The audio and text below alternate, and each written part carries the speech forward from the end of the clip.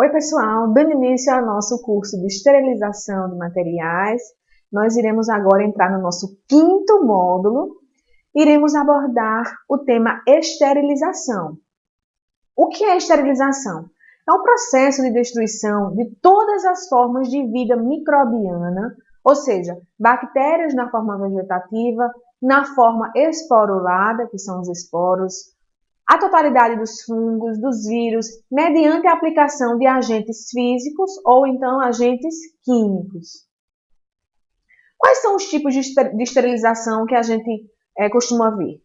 Métodos físicos, que são a esterilização através do vapor saturado sob pressão, que é conhecido como calor úmido, e o calor seco. Esses são os métodos físicos de esterilização. Outro método é a radiação, que é por meio de raios gama, que são produzidos pela radiação emitida pelo elemento cobalto-60. Lembre-se sempre que radiação é o elemento cobalto-60, e já foi cobrado aí em questão anterior, viu, pessoal? E por meio de feixe de elétrons. E os métodos físico-químicos, que é a esterilização a baixa temperatura, através do gás óxido de etileno, o gás plasma de peróxido de hidrogênio, vapor a baixa temperatura e formaldeído e ozônio. Esses aqui são os tipos de esterilização, certo? Importante lembrar que esses processos de esterilização que mais caem em concurso são aqueles métodos de esterilização por calor úmido, que é o vapor saturado sob pressão nas autoclaves, e o calor seco, que é a estufa, certo, pessoal? O que é o calor úmido? A gente já viu, vapor saturado sob pressão ou calor úmido, através das autoclaves. Essas autoclaves, elas podem ser autoclaves gravitacionais ou então autoclaves com presença de bomba de vácuo, certo? Ela vai destruir os micro-organismos através da coagulação e desnaturação irreversível das enzimas e proteínas estruturais dos micro-organismos. Entendeu, pessoal? A autoclave gravitacional, o vapor dessa autoclave, ele é injetado forçando a saída do ar. Entendeu? Lembrando que a RDC 15, ela diz que autoclaves gravitacionais acima de 100 litros é proibido dentro de ICMS, ok? E qual a diferença da autoclave com bomba de vácuo, que realiza um alto vácuo? Ela vai introduzir o vapor é que vai esterilizar, junto com a temperatura e o tempo de exposição, não é? Ele vai introduzir vapor na câmara interna sobre uma alta pressão e num ambiente com vácuo, certo? A diferença é essa. Então, com relação à eficácia de uma esterilização com uma autoclave gravitacional ou uma autoclave com bomba de vácuo, é preferível que se use autoclaves com bomba de vácuo, que vai retirando, através de pulsos de vácuo, normalmente de 3 a 5 pulsos de vácuo, retirando esse ar que fica dentro da câmara. Essa retirada do ar é mais eficaz que a retirada do ar de uma autoclave gravitacional, permitindo que o vapor ele penetre nos artigos que a gente quer esterilizar, certo? Então, com relação a isso, é preferível que se use nas ICMS autoclaves com bomba de vácuo, entendeu? Utilizados na ciência da saúde, oferece maior segurança, não é? Esterilização através de vapor saturado sob pressão, são essenciais para garantir o sucesso da esterilização. Vapor saturado é necessário uma pressão eficaz, uma temperatura adequada e um tempo de exposição. Qual é o princípio básico de esterilização por calor úmido? É a transferência desse calor latente que está contido no vapor da água. Então, é necessário que não tenha ar, tenha o vapor, a injeção do vapor nas cargas que a gente quer esterilizar. Ao contato com os pacotes frios, que a gente vai colocar na prateleira das autoclaves. Então, esse calor latente, ele vai condensar, vai passar para a forma líquida e vai liberar uma grande quantidade de calor em torno dos pacotes, que é chamado de calor sensível. O contato do artigo a ser esterilizado com vapor é essencial para o sucesso da esterilização, ok, pessoal? Então, quando eu tenho ar na minha câmara interna da autoclave, o processo de esterilização ele está sendo ineficaz, certo, pessoal? Então, é necessário o monitoramento da eficácia desse equipamento através de indicadores químicos classe 2, que a gente vai abordar mais na frente, que é o Ball e Dick, certo?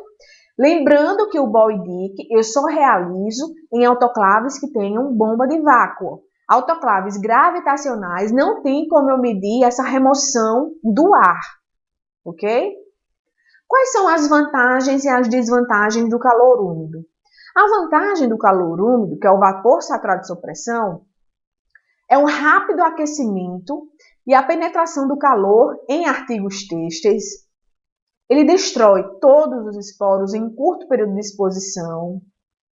É um processo econômico, de fácil controle de qualidade, não deixa resíduos tóxicos no material. A gente está falando aqui de água, de vapor. Qual a desvantagem do calor úmido? Efeito deletério sobre alguns materiais que são sensíveis ao calor. Então, se um artigo é termossensível, eu vou ter que fazer esterilização através de outros métodos, que são esterilização a baixa temperatura, né? Para esses artigos que são sensíveis ao calor. Como é que se realiza a esterilização por calor seco? Através de estufas ou então no forno de Pasteur, não é? Como é que é realizada essa esterilização por calor seco? Ela vai promover um aquecimento rápido, controlado e uniforme dentro da câmara, dentro da estufa. Ela deve se restringir a artigos que não possam ser esterilizados pelo vapor saturado sob pressão e esteriliza materiais secos, como vidros, seringas, agulhas, instrumentos cortantes, etc. Essa aí é uma estufa. E quais são as vantagens e desvantagens do calor seco? Desvantagem requer alta temperatura, em torno de 160 a 170 graus. Quando a gente fala de esterilização por calor úmido, que é o vapor saturado sob pressão, a esterilização fica entre 121 graus a 134 graus. Olha como essa temperatura aqui é elevada. E ainda mais por tempos prolongados, entendeu? 2, 3 horas de esterilização. Apenas frascos de vidro e caixas metálicas são compatíveis com esse processo, certo? Não é todo material que eu posso realizar a esterilização por calor seco. E a indicação é a esterilização de óleos e de pós. A Anvisa, ela não recomenda a utilização de estufas em serviços de saúde. Tá lá na RDC 15, é proibido, viu, pessoal? O uso de estufas em CMS, proibidos. Em serviços de saúde como um todo, né? Até consultórios odontológicos, não. A gente tem que utilizar o quê? Autoclaves, nem que seja aquelas autoclaves pequenininhas, autoclaves de bancadas, onde eu posso monitorar todo o ciclo de esterilização, ok? A esterilização por radiação ionizante é um método a baixa temperatura e ele pode ser utilizado em materiais termossensíveis. A gente está falando aqui de radiação ionizante, não é o que a gente vê com frequência em CMEs, né? Isso aqui é mais indústria, pessoal. Por razões econômicas, normalmente é utilizado em escala industrial. A pasteurização de alimentos, esterilização de produtos para a saúde, tratamento de resíduos, certo? Outros métodos de esterilização que a gente pode citar são aquela esterilização por feixes de elétrons, certo? É um processamento, também processa artigos termossensíveis e no Brasil é disponível apenas para esterilização em escala industrial. Também é um método de esterilização caro. Então, isso é mais para a indústria, ok? Micro-ondas, até o momento, não estão disponíveis para o processamento de produtos para a saúde no Brasil, esse tipo de esterilização, através de micro-ondas, ok? Vamos abordar o tema de esterilização a baixa temperatura, que é um método físico-químico, tá? A esterilização de materiais termossensíveis requer método de esterilização a baixa temperatura. Lembra lá que Quando a gente vai esterilizar o material na autoclave, com vapor saturato de pressão, que é o calor úmido, a temperatura ela fica por volta de 121 graus, ou então 134 graus. Aqui não, aqui já é uma esterilização a baixa temperatura, se o material for termossensível, ou seja, não aguenta calor. São mais indicados os que, além da ação do princípio ativo químico, que é um germicida, contém também componentes físicos, ou seja, eu preciso do saneante, mas também preciso de uma temperatura adequada, preciso de uma pressão ideal e, às vezes, até a umidade, certo? Por isso que é um método físico-químico. E como coadjuvantes para a eficácia da esterilização, o que justifica tais métodos serem classificados como físico-químicos, não é? Então, eu preciso do saneante, do germicida e componentes físicos. Exemplo, óxido de etileno. O óxido de etileno é um gás incolor, é um gás inflamável, explosivo e carcinogênico. Tradicionalmente, ele é indicado para a esterilização de materiais termossensíveis, ok, pessoal? Quais são as vantagens de esterilizar materiais no óxido de etileno? Ele tem compatibilidade com diversas matérias-primas, ele tem capacidade de penetração em materiais com lumens longos. Olha aí o pessoal lá da hemodinâmica, né? O pessoal da hemodinâmica gosta muito de mandar para unidades processadoras, né? Que normalmente ficam fora da CME, através de óxido de etileno, ok? Ele tem a capacidade da penetração em materiais com lumens longos, estreitos e também tem fundo cego. Quem quiser saber mais sobre a esterilização por óxido de etileno, tem uma portaria de 99, é a portaria 482, e ela fala de todo o processo de esterilização com óxido de etileno, ok?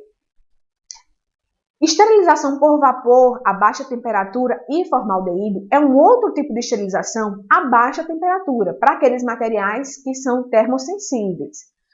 Ele é um gás incolor, ele é um agente desinfetante e também um agente esterilizante no estado líquido ou então no estado gasoso. Geralmente, ele é disponibilizado na forma líquida, que é chamada de formalina, e a concentração desse formaldeído é de 37%. Como vantagens, ele tem uso imediato dos materiais. Eu não preciso deixar o material sofrendo aeração, como no caso do óxido de etileno, que a aeração em torno de 8 horas, o material fica lá paradinho para retirar esse gás residual que fica nos artigos. Então, quando eu estou falando de esterilização por vapor a baixa temperatura e formaldeído, eu posso utilizar imediatamente esses artigos que sofreram esterilização, certo? O equipamento ele pode ser alocado na CME, eu posso ter esse equipamento dentro da minha CME, mas como desvantagens, eu preciso ter controle dos resíduos, a validação da esterilização em produtos com grandes lumens é dificultado, certo? Seriam algumas desvantagens. Quando eu falo de esterilização por gás de plasma e peróxido de hidrogênio, que é isso? Esse gás plasma e peróxido de hidrogênio é um agente bactericida, ou seja, eu consigo destruir bactérias em estado vegetativo, esporulados, né?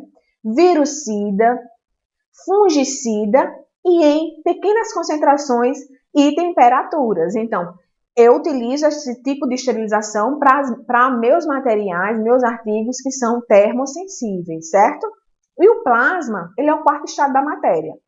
Como vantagens desse método de esterilização, são ciclos rápidos, uso também imediato dos materiais, mas como desvantagens, eu tenho uns custos com as ampolas de peróxido de hidrogênio, que são elevados. E também requer um ambiente climatizado para deixar minha autoclavezinha lá funcionando adequadamente, ok?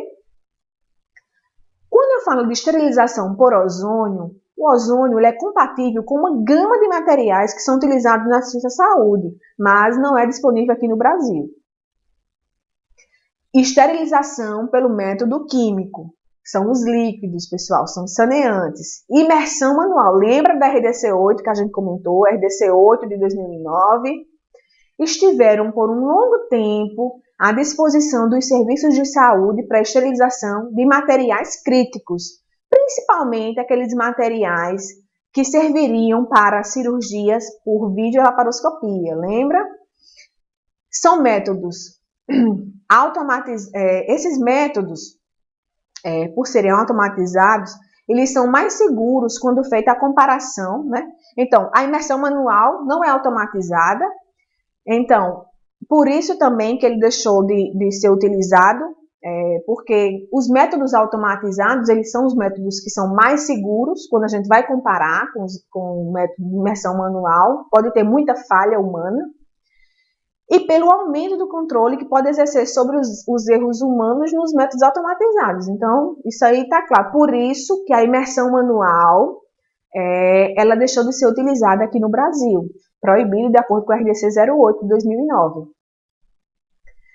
Todos os materiais críticos termorresistentes, ou seja, que aguentam calor, eles devem ser esterilizados por vapor saturado sob pressão, que é o calor úmido, e em decorrência das vantagens que apresenta, quer dizer, ciclo de curta duração, fácil de controlar, de monitorar, ação microbiocida extremamente rápida, pouco afetado por matéria orgânica. Então, é interessante que esses materiais termorresistentes, eles sofram esterilização